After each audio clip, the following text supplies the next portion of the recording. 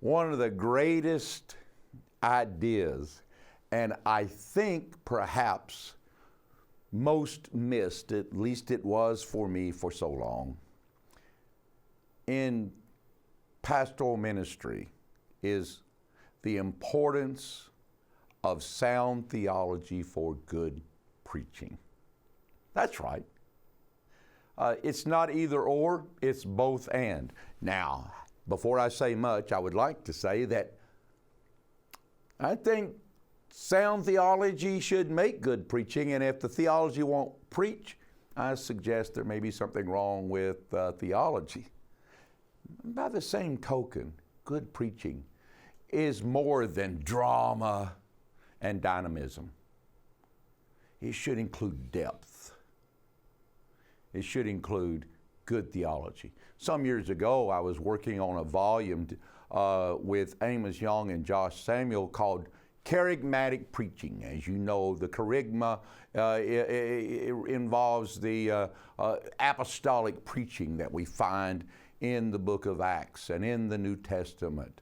And it was amazing to see the importance of this charismatic preaching in Scripture, and also begin to realize how substantive it was.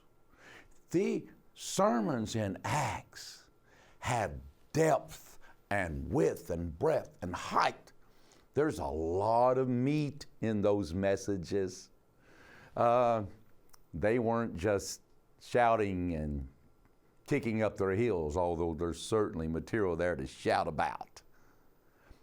Now, you go back, for example, in our heritage a few centuries ago and read the standard sermons of John Wesley. I'm just amazed.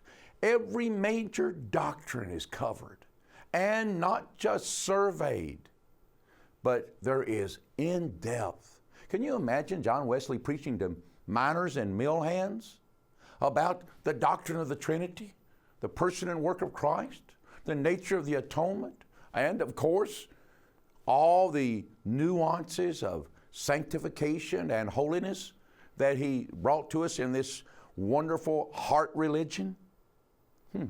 His heart religion had a lot of head in it.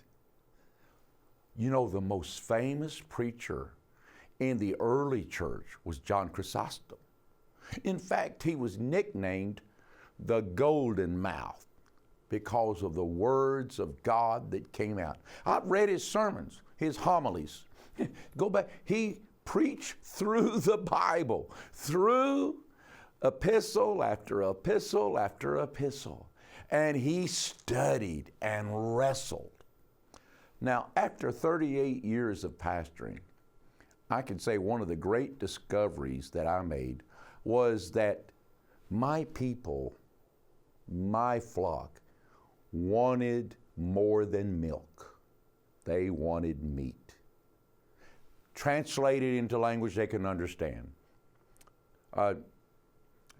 Apply it practically to life. Yes. But sound theology is not only important, it's essential for good preaching.